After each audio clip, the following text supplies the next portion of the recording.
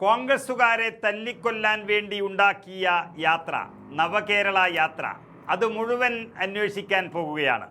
പിണറായി വിജയനും അദ്ദേഹത്തിൻ്റെ ഗുണ്ടാ സംഘത്തിനുമെതിരെ അതിശക്തമായ മൊഴിയും തെളിവുകളുമൊക്കെ പുറത്തു വന്നുകൊണ്ടിരിക്കുമ്പോൾ അത് കേവലം ഒരു സസ്പെൻഷനിൽ ഒതുങ്ങില്ല.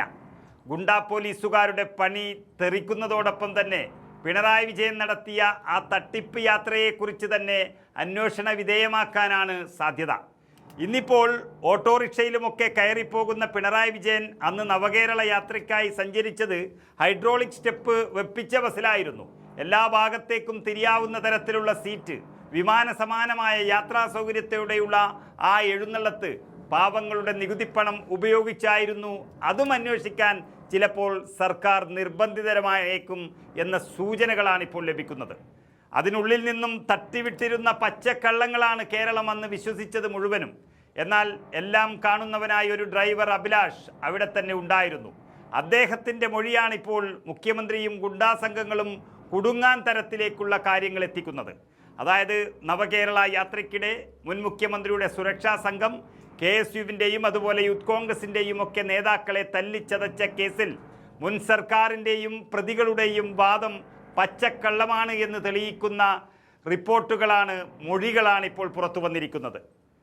കണ്ണൂരിൽ നിന്നും ചെടിച്ചട്ടി കൊണ്ടടിച്ചു കൊല്ലാൻ നോക്കിയത് മുതൽ കേരളത്തിൽ അങ്ങോളം ഇങ്ങോളം നടത്തിയ ആക്രമങ്ങൾ മുഴുവനും ആസൂത്രിതപരമായിരുന്നു എന്നാണ് വ്യക്തമാകുന്നത്.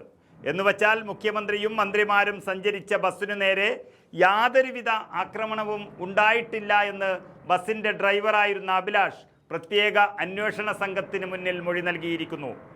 അതുപോലെ തന്നെ ബസ്സിന് കേടുപാടുകളൊന്നും സംഭവിച്ചിട്ടില്ല എന്ന് KSRTCയിലെ മെക്കാനിക്കൽ എഞ്ചിനീയറും ഇപ്പോൾ മൊഴി നൽകിയിരിക്കുന്നു. അതിനർത്ഥം യൂത്ത് കോൺഗ്രസുകാരെ തല്ലിക്കൊല്ലാൻ ഒരു കാരണമുണ്ടാക്കി എന്ന് മാത്രം. നമുക്കറിയാം, 2023 നവംബർ ഡിസംബർ മാസങ്ങളിലാണ് ഈ നവകേരള സദസ്സ് എന്ന പേരിൽ ഒരു ജൽപ്പനങ്ങൾ നടന്നത്. പ്രത്യേകം രൂപകൽപ്പന ചെയ്ത ബസ്സിലാണ് മുഖ്യമന്ത്രിയും മന്ത്രിമാരും സഞ്ചരിച്ചു കൊണ്ടിരുന്നത്. വടക്ക് നിന്ന് തുടങ്ങിയ സമയം തൊട്ട് കൊല്ലാനുള്ള എല്ലാ പദ്ധതിയുമായി വന്ന മുഖ്യമന്ത്രിയും സംഘവും ഡിസംബർ 15 ആലപ്പുഴ ജനറൽ ആശുപത്രി ജംഗ്ഷനിൽ ബസ്സിന് സമീപം പ്രതിഷേധിച്ചതിനാണ് KSU ജില്ലാ പ്രസിഡന്റ്, ഇന്നത്തെ MLA കൂടിയായ AD തോമസിനും അതുപോലെ യൂത്ത് കോൺഗ്രസ് നേതാവായിരുന്ന അജയ് ജുവൽ കുര്യാക്കോസിനും എതിരെ ആക്രമണം നടത്തിയതും മുഖ്യമന്ത്രിയുടെ ഗൺമാനും സുരക്ഷാ സംഘവും അവരെ തല്ലിക്കൊല്ലാൻ പദ്ധതിയിട്ട് വന്നതും. എന്തോ മാതാപിതാക്കളുടെ ഭാഗ്യം കൊണ്ട് മാത്രം ജീവൻ തിരിച്ചു കിട്ടിയെന്ന് മാത്രമുള്ളൂ. ബസ്സിനു നേരെ പ്രതിഷേധക്കാർ കല്ലും വടിയും മറ്റു വസ്തുക്കളും ഒക്കെ എറിഞ്ഞ് ആക്രമണം നടത്തിയത് കൊണ്ടാണ് മുഖ്യമന്ത്രിയുടെ സുരക്ഷ മുൻനിർത്തി മാത്രം അതിൽ ഇടപെട്ടത് എന്നായിരുന്നു പ്രതികളുടെ വാദം.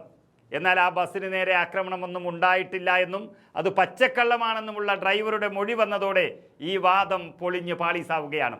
ബസ്സിനെ ആക്രമിച്ചു എന്നുള്ള ഒരു ദൃശ്യവും എവിടെയും ഇല്ലാതിരിക്കുകയും എന്നാൽ സുരക്ഷാ സംഘം എന്ന ഗുണ്ടാ സംഘത്തിൻ്റെ അടിയേറ്റ് ഇന്നത്തെ MLA ആയ AD തോമസിൻ്റെ തല പൊട്ടി ചോരയൊലിക്കുന്നതിൻ്റെ വീഡിയോ ദൃശ്യങ്ങളെല്ലാം ജനലക്ഷങ്ങൾ കാണുകയും ചെയ്തത് ഈ കേരളം ഭരിച്ചവരുടെ തട്ടിപ്പിൻ്റെ വ്യാപ്തി വർദ്ധിപ്പിക്കുകയാണ്. അപ്പോൾ സഞ്ചരിച്ച ബസ്സിന് നേരെയോ മന്ത്രി പൂങ്കവന്മാർക്ക് നേരെയോ ഒരാക്രമണമോ ഇല്ലാതിരുന്നിട്ടും പാവം കുട്ടികളെ തല്ലിച്ചതച്ചത് കൊല്ലാൻ വേണ്ടിയായിരുന്നു എന്നുള്ളതാണ് ഇപ്പോൾ കണ്ടെത്തിയിരിക്കുന്ന പ്രധാന കാര്യം. അതായത് പുറത്തു വന്നിരിക്കുന്ന റിപ്പോർട്ട് പ്രകാരം ഈ മർദ്ദനം മരണകാരണമായേക്കാമെന്നാണ് പറയുന്നത്. കാരണം പിണറായി വിജയൻ്റെ ഗൺമാനും അകമ്പടിയിലുണ്ടായിരുന്ന സേനയും പ്രയോഗിച്ചത് ലാത്തിയേക്കാൾ നീളമുള്ള ഒരു തരത്തിലുള്ള ചൂരൽ വടിയായിരുന്നു. പ്രതിഷേധക്കാരുടെ കഴുത്തിലും തലയ്ക്കുമൊക്കെ എത്രയോ പ്രാവശ്യം അടിച്ചിരുന്നു. ഈ വടി ഉപയോഗിച്ച് ശക്തമായി തലയ്ക്കൊരു ഒറ്റ അടി അടിച്ചാൽ തന്നെ അത് മരണത്തിന് കാരണമാകാമെന്ന് മെഡിക്കൽ ബോർഡിൻ്റെ തന്നെ റിപ്പോർട്ട് പുറത്തു വന്നിരിക്കുകയാണ്. അതിൻ്റെ അടിസ്ഥാനത്തിലാണ് കേസിൽ നരഹത്യാശ്രമം കൂടി ഉൾപ്പെടുത്തി SIT റിപ്പോർട്ട് നൽകിയത്. സുരക്ഷാ സംഘത്തിൻ്റെ അടിയേറ്റ് MLA AD തോമസിൻ്റെ തല പൊട്ടി ചോരയൊലിക്കുന്ന ദൃശ്യങ്ങളിൽ നിന്ന് തന്നെ കേസെടുക്കാനുള്ള എല്ലാ വകുപ്പും അതിലുണ്ട്.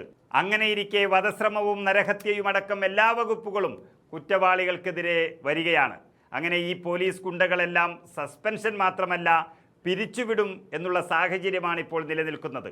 എന്നാൽ ഇത്രയും വലിയ കുറ്റം ചെയ്ത ഗുണ്ടാത്തലവൻ പിണറായി വിജയൻ പ്രതിപക്ഷ നേതാവ് സ്ഥാനത്തിരിക്കാൻ പാടില്ല എന്നായിരിക്കും യൂത്ത് കോൺഗ്രസ് ഉൾപ്പെടെയുള്ളവരുടെ അടുത്ത നീക്കം.